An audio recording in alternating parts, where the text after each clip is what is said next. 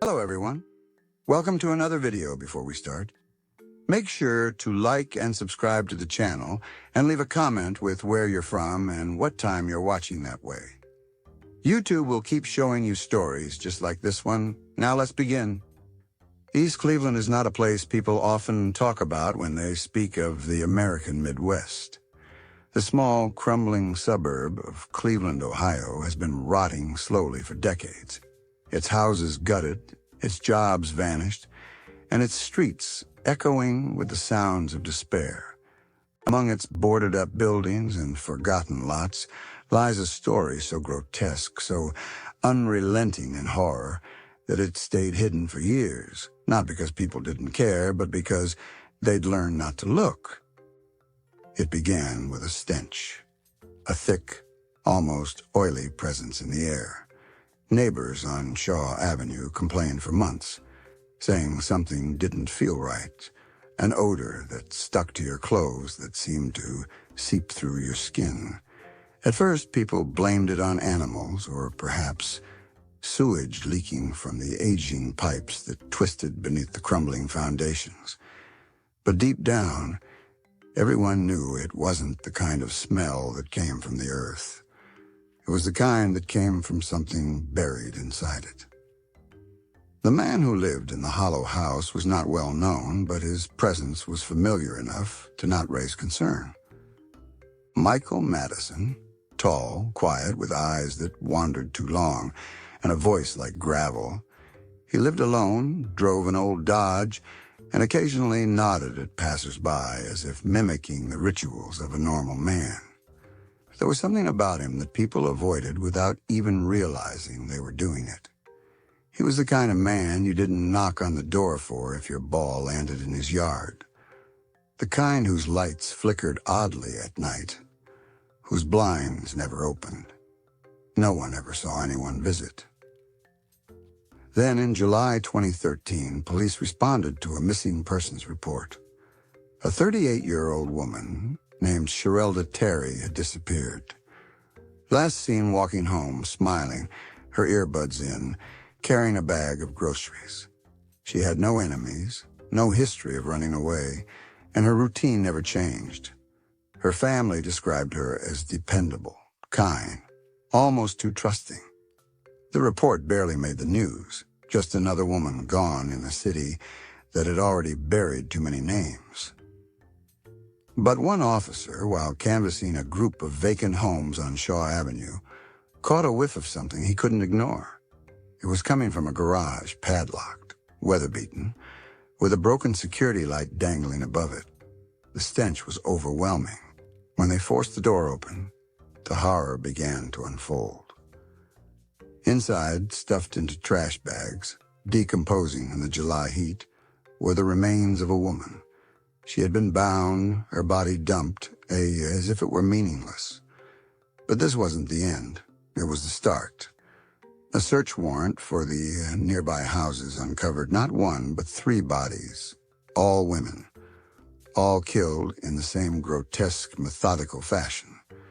They were left like trash in various stages of decay, their lives erased and reduced to an unbearable odor that finally betrayed their killer. Michael Madison, the quiet man with dead eyes, was arrested shortly after. In his home, investigators found what could only be described as a collection of horror. Ropes, plastic sheets, women's clothing, photographs, and hair strands. DNA tied him directly to the victims. He didn't deny it. In fact, he barely said anything at all. During interrogation, he stared blankly ahead. When pressed, he gave vague statements, once referring to his victims as them, as if they weren't people. The news exploded.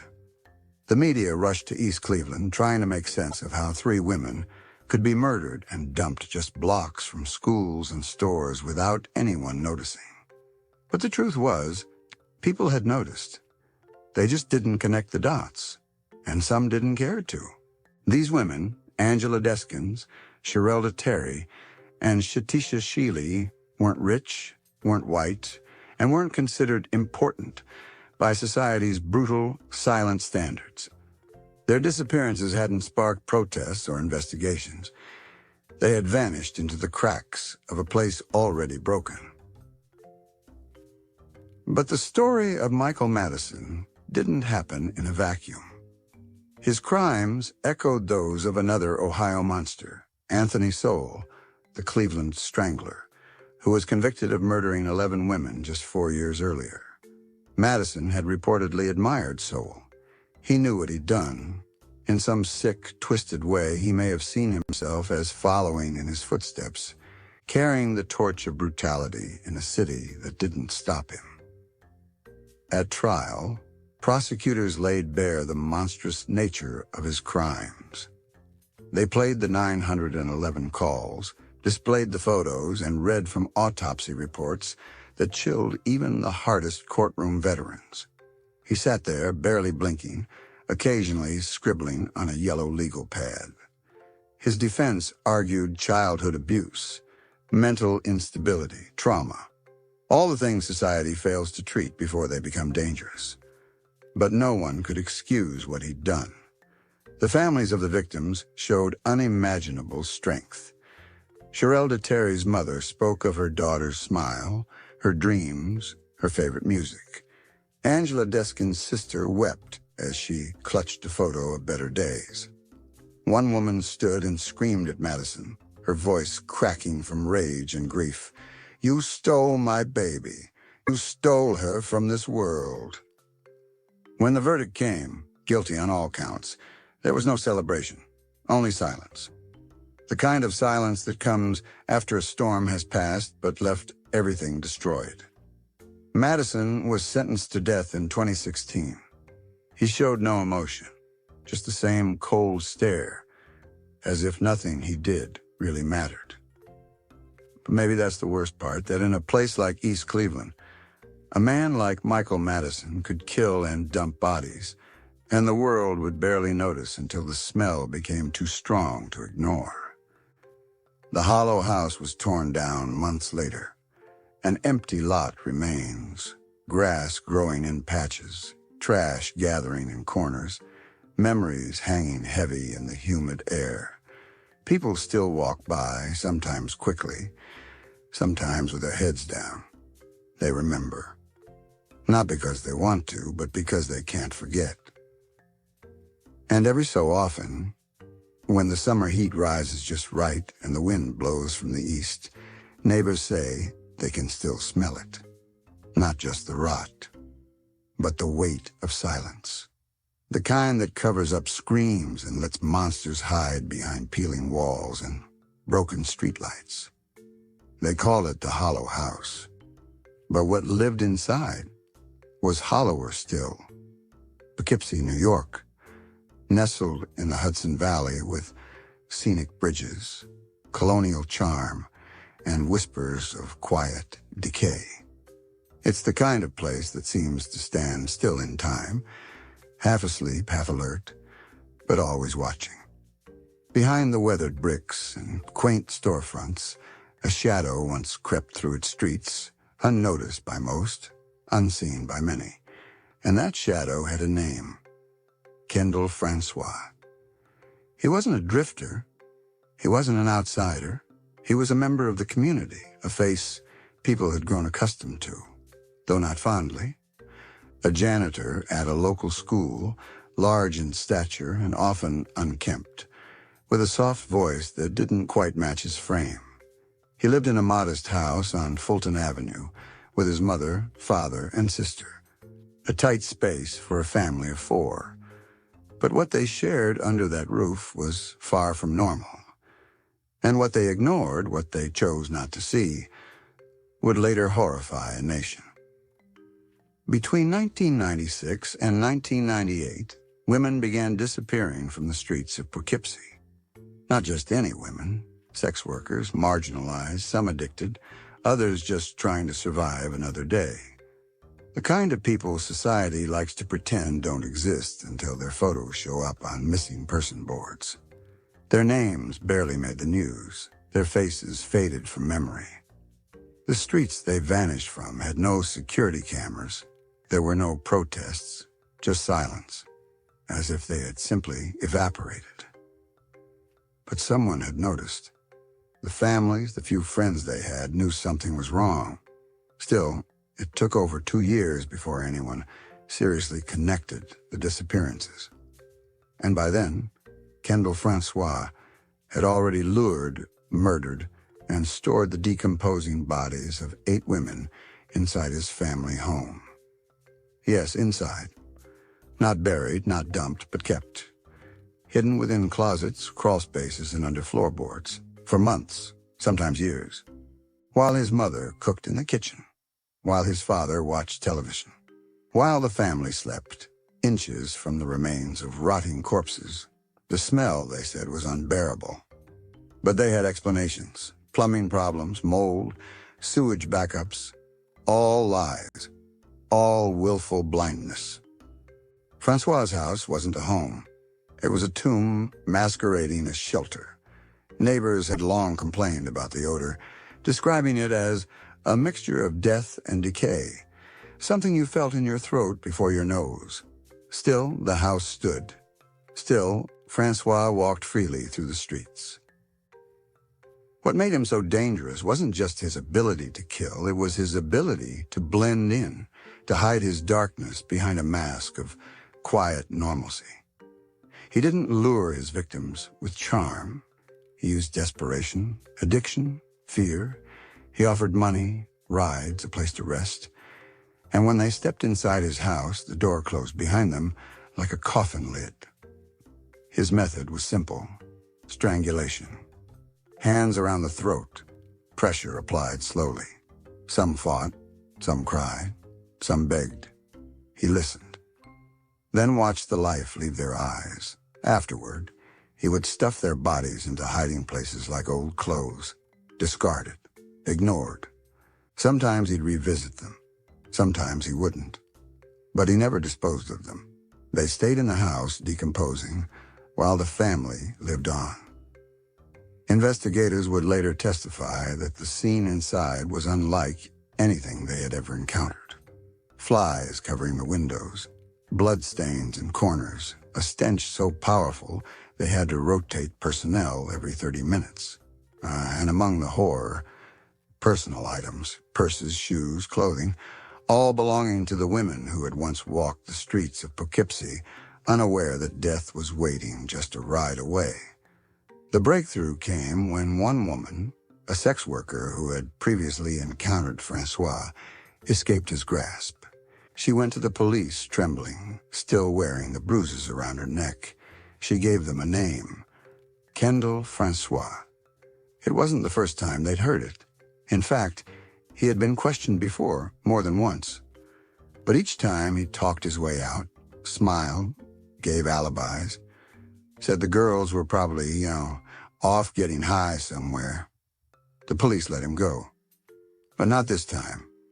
They brought him in. At first he denied everything. Then calmly, as if discussing the weather, he confessed. One by one, he named them: Wendy Myers, Gina Barone, Catherine Marsh, Mary Giacone. He gave dates, locations, details no one else could know. The confession was clinical, void of remorse. He referred to them not by names, but as bodies, as objects, as trash. The trial never went to full court. He accepted a plea deal to avoid the death penalty, life in prison without parole. During sentencing, the families of the victims stood to speak. They talked about who their daughters were before addiction, before the streets, before they became prey. One mother screamed, "You kept my baby in your house while you ate dinner, while you watched TV. How could you?" Francois stared ahead, blinking slowly. In prison, he was quiet, gained weight, rarely spoke. He died in 2014 of natural causes. No one mourned. No candles were lit. No photos framed. But the house still stood for a while. Long after the bodies had been removed, long after the flies had gone.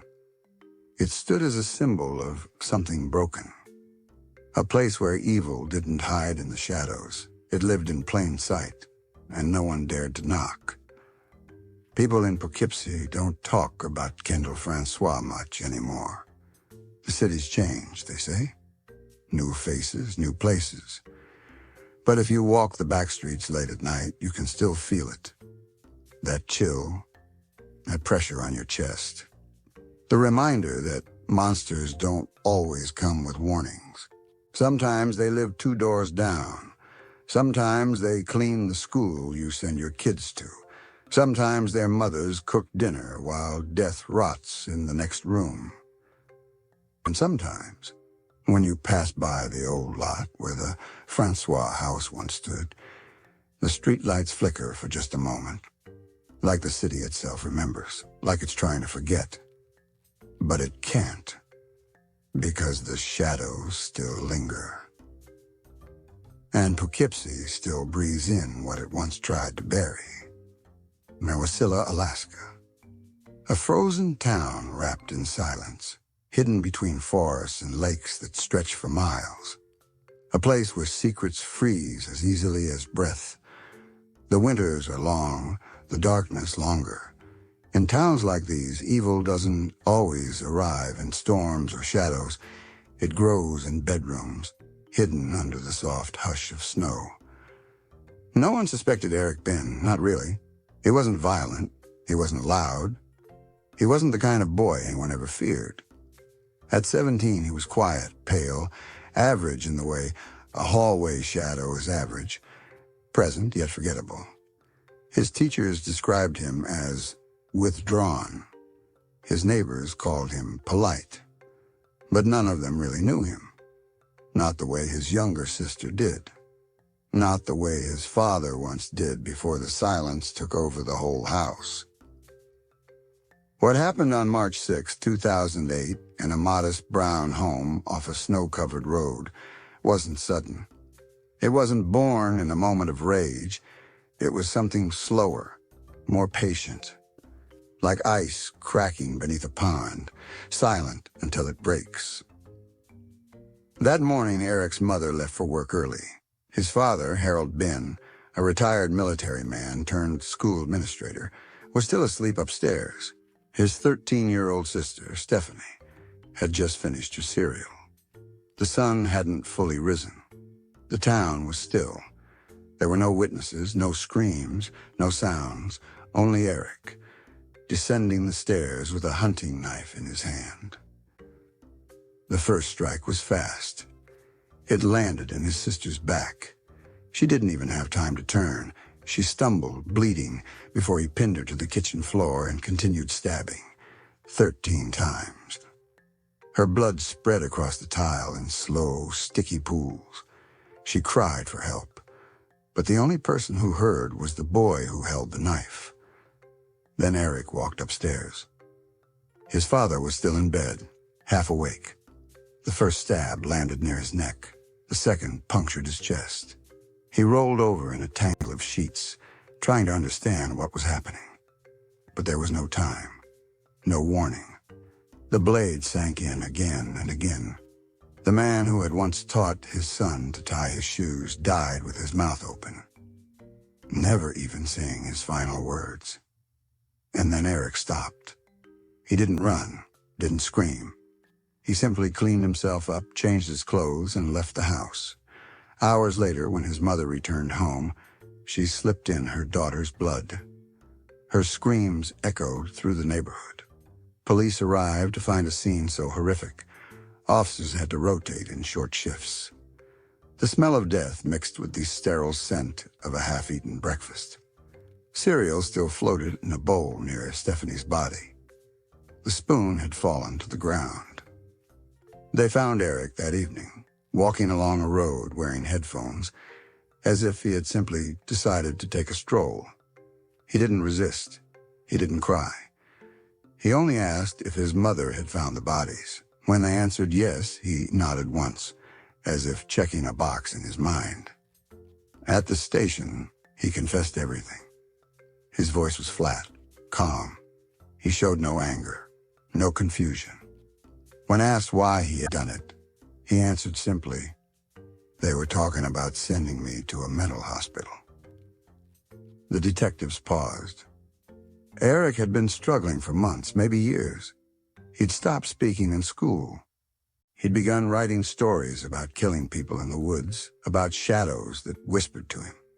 Teachers noticed. His parents noticed. But in small towns, mental illness is often dismissed as a phase, as teenage angst, as something that will go away on its own. But Erik didn't get better. He got quieter, and in that silence, the darkness took root. In court, he sat expressionless. The prosecutors described the killings in brutal detail, the number of wounds, the defensive injuries on his sister's hands, the terror in her final moments, the calm precision in his father's murder. And through it all, Erik stared at the floor as if the truth wasn't about him. He was tried as an adult. The courtroom overflowed with reporters and residents who couldn't believe the headlines. Boy murders family in Wasilla. But those who knew the Bihns best weren't surprised. They knew something was wrong. They just didn't know it would end in blood. His mother, now a widow, now childless, took the stand. Her voice cracked. She told the court how Erik used to sit for hours in his room, writing stories filled with violence, how he stopped laughing when he was 13, how he once killed a rabbit with his bare hands and never said why. When asked if she still loved her son, she paused. "I don't know who he is anymore," she said. "I don't think I ever did." The defense pleaded mental illness, and the diagnosis came quickly. Schizophrenia, dissociative symptoms, signs of psychosis. But it wasn't enough to excuse him. He was found guilty of 2 counts of first-degree murder and sentenced to 99 years without the possibility of parole. He would live the rest of his life in a maximum security facility, his days divided by steel bars and routine medication. There was no closure, no relief, only questions that had no answers. What made him snap? Why didn't he speak up? Why didn't anyone listen when he did? In the years that followed, the house remained vacant. The blood was scrubbed away, the carpets replaced. But neighbors refused to walk by at night. They said the air felt heavy, that the windows looked like eyes, that you could still hear footsteps inside even when the house was empty. And maybe they were right, because some evil doesn't scream. It whispers. It waits. It grows in silence until silence is all that's left. Wasilla moved on, slowly, uneasily. A new family moved in years later. They painted the walls, filled the rooms with laughter. But beneath the floorboards, beneath the quiet, the house still remembers. The snow still falls there, soft, clean, pure. But the ground beneath it remembers the blood, and the boy who brought it. It wasn't his smile that killed them. It was the hands behind it. Glen Edward Rogers, a man with golden hair and a crooked grin, came into the world in 1962 in Hamilton, Ohio. One of 7 children, he grew up bouncing between poverty, petty crime, and rage. But if anyone in that town ever looked into his eyes, truly looked, they might have seen something deeper than anger. They might have seen something hungry. He didn't start out as a killer, not openly. He started with bar fights and car thefts, with lies and charm, the kind of man who could talk his way into a stranger's home and make them laugh over dinner before robbing them blind. They called him the Casanova killer, but there was nothing romantic about what he left behind. The 1990s were Glen Rogers' hunting years. He drifted from state to state, Ohio, California, Florida, Mississippi, Kentucky. He never stayed long, never left the same name twice. To some, he was Glen. To others, he was Randy or Mike or Paul. And while the rest of America flipped through headlines about O.J. Simpson and the Gulf War, Glen left a trail of blood, quiet, scattered, and nearly invisible. Until someone finally paid attention. It started in 1993 with Linda Price. She was beautiful, red-haired, 34 years old, a free spirit living in Jackson, Mississippi. She met Glen Rogers at a bar called the Golden Q. He told her he was a painter, newly arrived from California, looking for a fresh start. He smiled, bought her a drink, said all the right things. Within days, he had moved into her home. By Thanksgiving, she was dead. Her body was found in the bathtub, naked, slashed. The bathroom covered in blood. Her red Mustang was gone. So was Glen. By the time police issued a warrant, he was already in Louisiana, then Florida, then back west. His path was chaos, and at every stop, someone vanished. Like Tina Marie Cribbs, Tampa, Florida, November 1995. She was staying at a motel called the Tampa 8 Inn. Witnesses saw her with Glen earlier that day. She seemed nervous.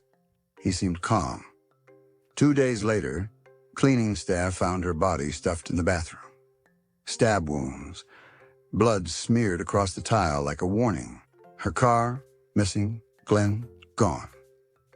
He was good at vanishing, like a shadow on asphalt. The moment you looked closely, he was already somewhere else. Police were beginning to piece it together, but it was like chasing smoke. And Glen liked it that way. In November 1995, police finally caught a break. Carolyn D.D. Fry was found dead in her apartment in Bossier City, Louisiana. Stabbed multiple times, jewelry missing, her car stolen. It didn't take long before the fingerprints came back.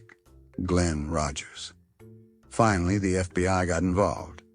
A multi-state manhunt began. His photo was released to the public. He was on the run and everyone knew it. That's when Glen got sloppy. He was pulled over in Kentucky just days later, driving Carolyn Fry's car. The moment the officer approached, Glen punched the gas. A high-speed chase unfolded across back roads and fields. He crashed the car and fled on foot. But he was tired, worn down, blood-stained. They caught him hiding under a bridge like the monster in a children's story. Only this one wasn't imaginary. In custody, Glen Rogers began to talk. Not immediately, but slowly. He liked the attention, liked the headlines, and when he started confessing, it was more than anyone expected. He claimed to have killed over 70 people, women mostly. Some men, strangers, friends, lovers, even family. The FBI didn't believe all of it. But some? Some matched open cases. Some matched bodies long buried without names. He was convicted in Florida for the murder of Tina Cribbs, then in California for the 1993 murder of Sandra Gallagher, a woman he met in a bar, later found burned to death in her car. Glen had been spotted with her hours earlier. Her body was charred beyond recognition. He was sentenced to death in both states. But the story doesn't end with justice. It never does. Not when Glen Rogers is involved. In 2012, a documentary aired on cable television that changed everything. It was called My Brother the Serial Killer. In it, Glen's own brother, Clay Rogers, came forward with a chilling claim. He said Glen had confessed to killing Nicole Brown Simpson and Ron Goldman, the infamous 1994 murders that put O.J. Simpson on trial. According to Clay, Glen had been working in Los Angeles as a house painter, hired by Nicole herself. He claimed Glen had bragged about being at the house the night of the murders, that he had even stolen a pair of expensive earrings from her drawer days earlier. The world took notice. Some believed it was a desperate grab for attention. Others dug deeper. They found that Glen had been in Los Angeles at the time, that his timeline matched, that the painting job had, in fact, existed. But there was no physical evidence tying him to the crime scene. And despite the rumors, the courts never reopened the case. Still, Glen had inserted himself into history's most infamous murder trial without lifting a finger. And for someone like him, that was power. That was control, even from a prison cell. Over the years, Glen continued to speak, to write, to reach out to authors and documentarians. He loved to talk about death, but never with sadness, only with satisfaction. He described the murders in vivid detail, the fear in their eyes, the way the blood felt on his hands. He remembered everything, because he wanted to, because forgetting would mean letting go. He never showed remorse. Not for Tina, not for Linda, not for Sandra, not for Carolyn. In 2023, he remains on death row in Florida. The execution date has never come. Appeals and bureaucracy stretch the years thin, but Glen doesn't mind. He paints in his cell now. He writes poetry. He stares at the walls, remembering. Some killers fade. They die quietly. But Glen carved himself into the American mythos, not just as a murderer, but as a manipulator, a phantom lover, a ghost with fingerprints. People still debate how many he truly killed. Some say 5, others say 50. Glen says it doesn't matter. He once told a prison guard, "You don't have to believe me, the dead do." And maybe that's true, because Glen Rogers never wanted to be forgotten. He didn't want peace. He wanted presence. He wanted every shadow in every cheap motel room to whisper his name, and some still do. October in Missouri carries a silence with it. The leaves fall thick and slow, blanketing the ground like a memory the earth is trying to forget. In the small town of St. Martin's, not far from Jefferson City, nothing much ever happened. It was the kind of place where people left their doors unlocked and waved at strangers. But in 2009, that silence shattered under a sky full of gray. And behind it was a teenage girl, blue eyes, black nail polish, and a secret that no one could have imagined. Alyssa Bustamante was 15 years old. To her classmates at Jefferson City High School, she was just another girl in the crowd. She had dyed hair, a MySpace profile, full of song lyrics and dark doodles, and a few close friends who liked to sneak out and explore the woods behind their homes. She had a younger sister, a troubled home life, and a fascination with death. She wasn't a monster, not yet, but she was getting there. On October 21st, 2009, a 9-year-old girl named Elizabeth Olton vanished on her way home from a friend's house. It was just 6 houses down, just 4 minutes away, but she never arrived. Her family called the police immediately. Within hours, search teams spread through the woods with flashlights and bloodhounds. Volunteers combed the creek beds. Helicopters scanned the canopy. But there was no trace, no sound, just the endless rustle of fall. What no one knew, what no one could have imagined, was that Alyssa Bustamante had been planning this for weeks. Not an accident. Not a fight. But murder. 2 days earlier, she had dug a grave in the woods. Not 1, but 2. Hidden among the trees behind her house. Shallow pits carved into the dirt with a shovel she borrowed from her grandparents. She even brought her friends out to see the holes, laughing, calling them her little graves. They thought she was joking. Just another weird moment from a weird girl. But she wasn't joking. She was rehearsing. When Elizabeth walked down that path, Alyssa was waiting. She lured her into the woods. No one knows what she said, what excuse she gave to lead the girl off the road and into the shadows. But once they were far enough away, Alyssa attacked. She strangled her, then slashed her throat, then stabbed her, again and again. And when it was done, She dragged the small, lifeless body into one of the graves she had dug days earlier. She covered her with leaves, dirt, and silence. And then she walked home, covered in blood, with a secret burning behind her lips. The next morning, she went to school like nothing had happened. She smiled, she texted, she posted on MySpace. But she also wrote something in her journal, a sentence that would become the centerpiece of one of the most disturbing juvenile murder trials in American history. She wrote, "I just fucking killed someone. I strangled them and slit their throat and stabbed them. Now they're dead. It was amazing. As soon as you get over the, oh my God, I can't do this feeling, it's pretty enjoyable. I'm kind of nervous and shaky though right now. Okay, I gotta go to church now. LOL." She dotted the final word with a smiley face. Investigators quickly focused on the neighborhood. Elizabeth's last known steps. Alyssa was questioned early, along with many teens in the area.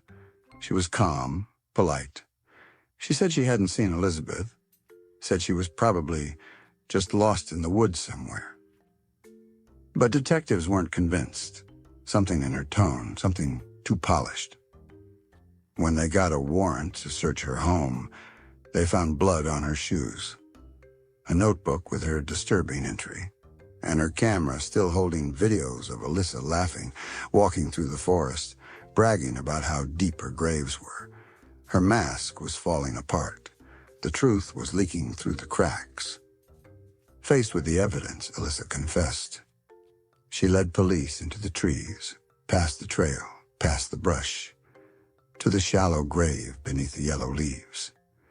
They found Elizabeth right where she said she would be. Cold, broken, forgotten. A child buried by a child. The nation recoiled in horror.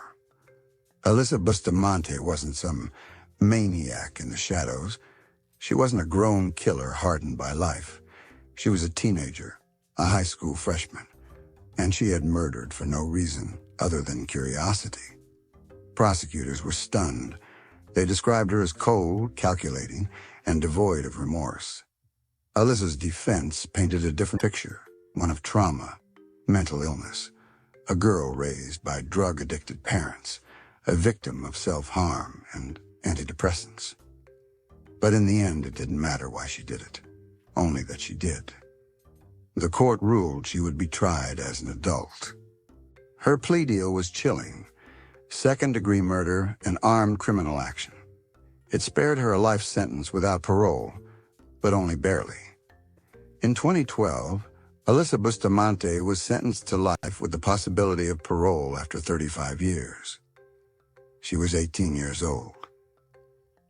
In the courtroom, Elizabeth's mother screamed through tears, "I hate you. I hate everything about you." Alyssa sat still, her hair now dark brown, her nails short and clean. She looked less like a killer and more like any other girl. That was the terrifying part. She was ordinary, she was normal, and she had murdered with pleasure. In prison, Alyssa vanished into the system. No social media, no cameras, just stone walls and numbered days. But the world hasn't forgotten her. She remains a symbol of youth gone wrong, of unchecked violence, of the horrifying question, what makes a child kill? Psychiatrists who studied her warned of signs: depression, obsession with death, a history of cutting, a fascination with the concept of murder. But there was nothing in her past to explain the pure randomness of the crime. Elizabeth Olton had no connection to her attacker. She was chosen, selected like an object in a twisted game. And that's what truly haunted people. The randomness, the lack of motive. The idea that someone could walk among us, sit in our classrooms, eat dinner at our tables, and still hold a secret so dark it could burn a hole through the world. Alyssa Bustamante isn't the first teenage killer in America, but she may be one of the most unforgettable. Because when the leaves fall in Missouri each October, Some say they still remember. They remember the laughter before the screams. They remember the footsteps into the trees. They remember the grave beneath the branches. And the girl who dug it before she ever knew who she'd bury. Thanks for watching. Don't forget to subscribe, like, comment, and share